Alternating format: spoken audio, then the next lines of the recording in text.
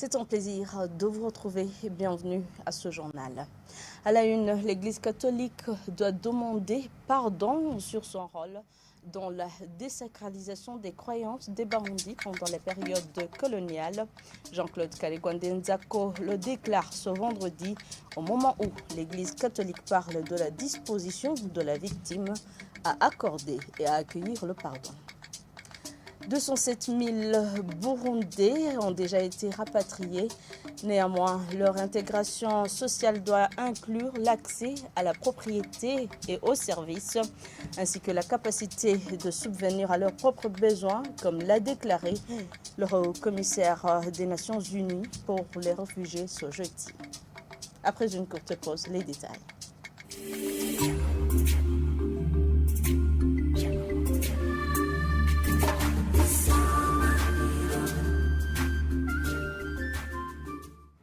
Encore une fois, bienvenue. L'Église catholique doit être disposée à faire un mea culpa sur son rôle dans la désacralisation du sacré au Burundi pendant la période coloniale. C'est l'opinion de Jean-Claude Kalegwandenzako, participant à la conférence débat tenue ce vendredi sur le 60e anniversaire de l'établissement des relations diplomatiques entre le gouvernement burundais et le Saint-Siège. Pour le nonce apostolique, l'Église est toujours disposée à demander pardon, mais faut-il pour la victime d'être disposée à l'accorder et à l'accueillir? Armel Moutore. L'Église catholique a joué un rôle important dans les événements historiques du Burundi. Avant la période coloniale, les Burundais croyaient en Dieu, contrairement aux fausses informations répandues par l'Église catholique, comme quoi les Burundais priaient Kiranga. Pour Jean-Claude Kalegwandenzako, l'Église a désacralisé ce qui était sacré et cela a eu pour conséquence la dégradation des valeurs culturelles et cultuelles. Il pense que l'Église catholique devrait demander pardon pour les préjudices causés durant la période coloniale. Vous avez dit que les valeurs culturelles du Burundi ont été affectées. Ce qui était sacré au Burundi a été désacralisé. Pour les Barundi, on connaissait Dieu. Alors il faudra aussi que cela soit bien élucidé et que l'Église catholique ait le courage un jour de demander pardon. Pour Monseigneur Dieudonné Datonou, nonce apostolique du Burundi, l'Église est toujours disposée à demander pardon, mais il croit que la victime doit aussi être disposée à accorder et à accueillir son pardon dans une dynamique positive. L'Église n'a pas peur de demander pardon. Nous demandons pardon à Dieu et nous demandons pardon aux autres. Sans ça, nous ne sommes pas chrétiens.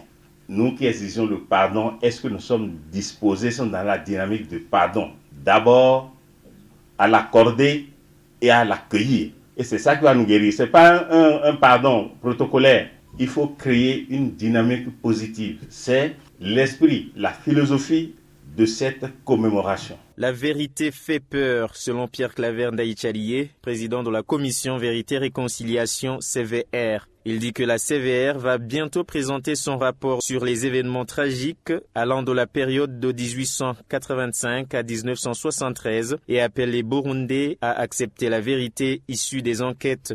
La vérité fait peur et pour que cette peur disparaisse progressivement, il faut parler, il faut dialoguer, il faut prouver et il faut accepter les témoignages. La commission Vérité et Réconciliation ne peut pas être sympathique en 2 ans, 3 ans, 4 ans. Parce qu'elle fouille le passé.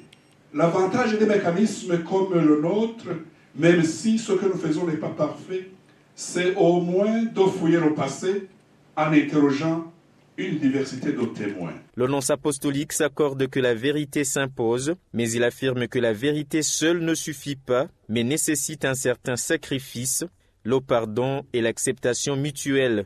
La vérité s'impose, mais la vérité seule ne suffit pas. Vérité contre vérité ne nous sauve pas. C'est l'amour qui nous sauve. Et l'amour implique un sacrifice, un sens de gratuité.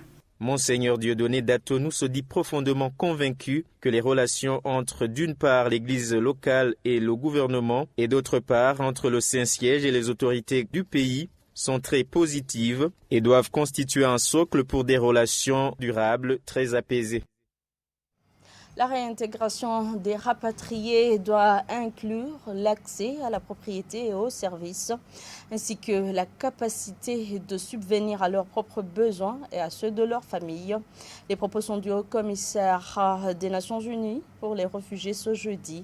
À la fin de sa visite de 2 jours au Burundi, Filippo Grandi a également annoncé que 207 000 réfugiés burundais ont déjà été rapatriés. Le point avec Jean-Marie Mayonga.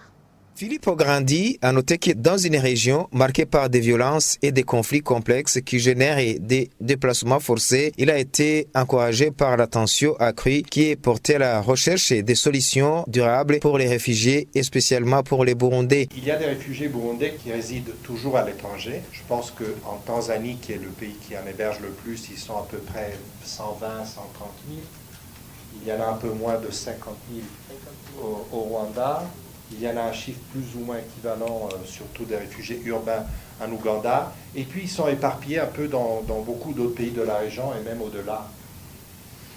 On va augmenter légèrement l'appui financier qu'on offre aux gens qui retournent pour mieux couvrir les besoins des premiers mois d'intégration. Mais sachez que le HCR n'est pas une agence de développement. Nous, on ne peut pas faire des programmes de longue haleine. D'autres doivent prendre la relève et inclure les réfugiés, y compris des institutions comme la Banque mondiale, la Banque africaine de développement et autres, qu'on a rencontrées hier. Alors c'est une opération qui s'est déroulée relativement bien. Lors de ma dernière visite, j'avais accompagné même un convoi de réfugiés burundais qui revenaient du Rwanda. Ma visite aussi a été une occasion pour appeler au gouvernement que c'est important d'inclure les rapatriés dans leurs programmes nationaux, que ce soit les services, les programmes de création d'emplois et autres, et de rappeler aussi aux bailleurs, à nos partenaires au développement, que c'est important d'inclure, de faire ce calcul supplémentaire. À part la population résidente, il y a la population qui rentre.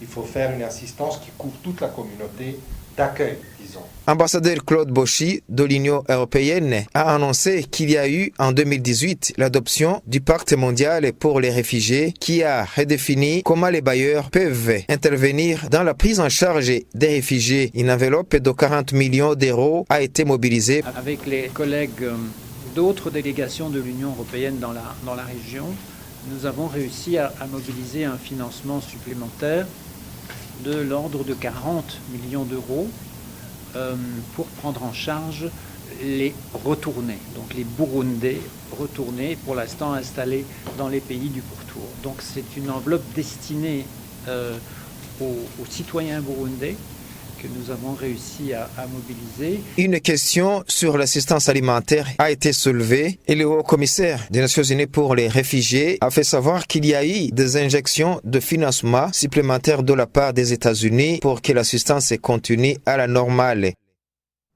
À Bubanza, plus de 100 vaches ont été gardées sur le terrain de jeu de Kagwema, en commune Gihanga de la province Bubanza, toute la journée de ce mercredi. Elles étaient en train de brouter à Kagwema sur des terrains en conflit entre la population et le camp militaire de Mudubugu, selon des sources administratives.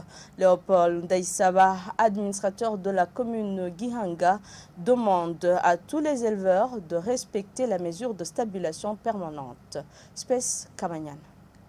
Plus de 100 vaches réparties dans 9 étables de la colline Kagwema en commune Gihanga ont été attrapées par les habitants de la localité ce mercredi en collaboration avec l'administration et la police, car elles étaient en train de brouter dans des terrains en conflit entre la population et le camp militaire de Mudubugu. Toutes ces vaches ont été alors conduites sur le terrain de jeu de Kagwema.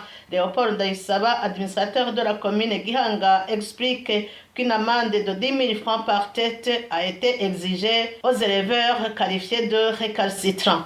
Un éleveur rencontré sur place et qui réclamait ses 11 vaches nous a expliqué qu'ils ont un problème de pouvoir nourrir leurs troupeaux et que ces vaches s'évadent quelquefois à la recherche des pâturages. L'administrateur de la commune Gihanga demande à tous les éleveurs de respecter la mesure de stabilisation permanente. Cela étant, les cultivateurs rencontrés sur les lieux nous ont précisé qu'ils reconnaissent actuellement que les conflits avec les éleveurs ont sensiblement diminué grâce à la mesure de la stabilisation permanente. Avant de clore ce journal, l'Agence financière internationale pour le développement des États-Unis octroie des crédits aux organisations pour faire des investissements dans les pays comme le Burundi. Dans une conférence de presse animée ce vendredi, le responsable chargé du développement à cette agence a salué les réformes amorcées par les autorités burundaises pour améliorer le climat des affaires. Il déplore néanmoins que les financements pour les pays africains restent minimes. Suivez-le. We provide loans to private companies that are making investments in countries like Burundi. Nous octroyons des crédits pour des entreprises privées pour faire des investissements dans les pays comme le Burundi, de même que les entreprises américaines ainsi que pour tout opérateur qui veut faire des investissements pour le développement du Burundi. Ce voyage est inscrit dans le prolongement du sommet des présidents burundais et américains tenu à Washington en décembre dernier. Nous avons donné la promesse de venir au Burundi pour voir des opportunités d'investissement. Hier, nous avons eu l'occasion de visiter le projet de l'énergie solaire construit par la société américaine Gigawatt Global. C'est très spectaculaire à l'intérieur du pays. Nous espérons qu'on va découvrir d'autres opportunités d'investissement. Nous avons rencontré les responsables des banques de développement et nous avons échangé sur les possibilités d'avoir des petits crédits pour les petits investissements, pour appuyer les femmes ainsi que les gens qui ont besoin d'avoir des financements. Nous avons aussi rencontré les autorités qui maîtrisent bien les opportunités d'investissement dans le pays, comme dans l'agriculture, les infrastructures et le développement des routes. Nous sommes encouragés par les réformes que le Burundi est en train de faire pour améliorer le climat des affaires. Nous avons débloqué 7,5 milliards de dollars l'année passée en général pour les investissements en Afrique. Nous ne créons pas des projets, mais nous attendons des entreprises qui nous approchent pour les financements et nous les évaluons si elles peuvent avoir ces financements. L'agence s'intéresse plus au développement. La priorité, c'est le développement dans les pays dans lesquels nous travaillons. DFC's focus is on development. Our priority is to advance the development of the countries where we work. C'est par ici que prend fin ce journal. Merci à tous de l'avoir suivi. Merci également à l'équipe technique et à l'équipe de la rédaction qui m'ont permis de le réaliser. Bonne soirée chez vous, bon week-end et restez sur les programmes de la télévision Isangani.